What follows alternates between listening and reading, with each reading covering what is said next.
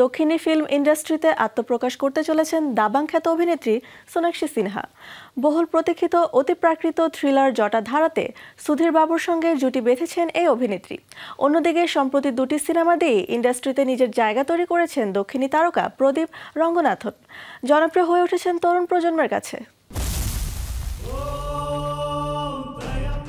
অনেকদিন ধরেই ফিসফাস ছিল ইন্ডাস্ট্রির অন্দরে। দক্ষিণী তারকা সুধীর বাবুর বহুল প্রতীক্ষিত অতিপ্রাকৃত থ্রিলার জটাধারার মাধ্যমে তেলুগু সিনেমার জগতে অভিষেক হতে চলেছে সোনাক্ষী সিনহার। সম্প্রতি প্রকাশিত এক ভিডিওতে দেখা গেছে মুখে সোনার একটি চামচ নিয়ে হাজির সোনাক্ষী। বলিউডের জনপ্রিয় প্রবাদ সোনার চামচ মুখে নিয়ে জন্ম এরই এক মজার সংস্করণ, যেখানে তিনি যেন বলতে চাইছেন আমি সোনার চামচ মুখে নিয়েই জন্মেছি। ভিডিওটি শুরু হয় এক রসিক দৃশ্য দিয়ে।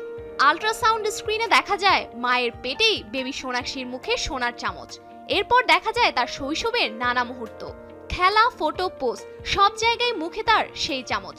শেষ দৃশ্যে বর্তমানের সোনাক্ষী দাবাং স্টাইলে মুখে সোনার চামচ নিয়ে আত্মবিশ্বাসী ভঙ্গিতে বলেন তার বিখ্যাত সংলাপের মজার সংস্করণ, থাপ্পড় সে ডর নেহি লাগতা সাহেব, প্যার সে লাগতা হে। বলিউডের অন্যতম অভিনেতা ও রাজনীতিক শত্রুঘ্ন সিনহা ও অভিনেত্রী পুনম সিনহার কন্যা সোনাক্ষী সিনহা।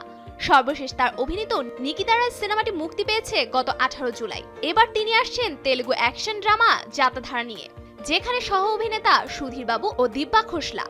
এটি পরিচালনা করেছেন ভেঙ্কট কল্যাণ ও অভিষেক জয়সাল। সিনেমাটি প্রেক্ষাগৃহে মুক্তি পাচ্ছে আগামী 7 নভেম্বর।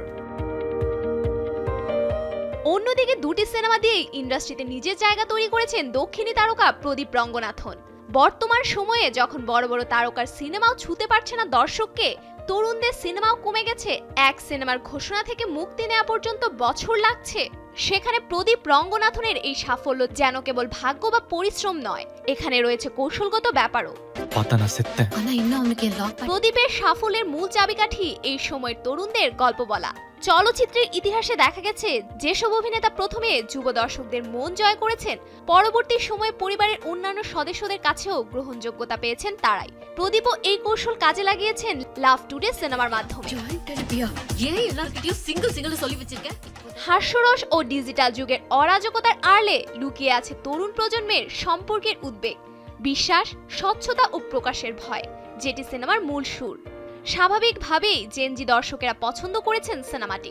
প্রদীপ শুধু অভিনয় করেন না, বরং তৈরি করেন বিশেষ কিছু মুহূর্ত। লাভ টুডেতে রোমান্টিক সংঘাত থাকলেও সিনেমার মূল শক্তি তারুণ্যের উচ্ছ্বাস ও সচেতনতা। সিনেমার গানগুলো শুধু গানই নয়, বরং মেজাজ, জীবনধারা ও অনুভূতির এক প্রতিফলন। Safura Afrin, showbiz tonight.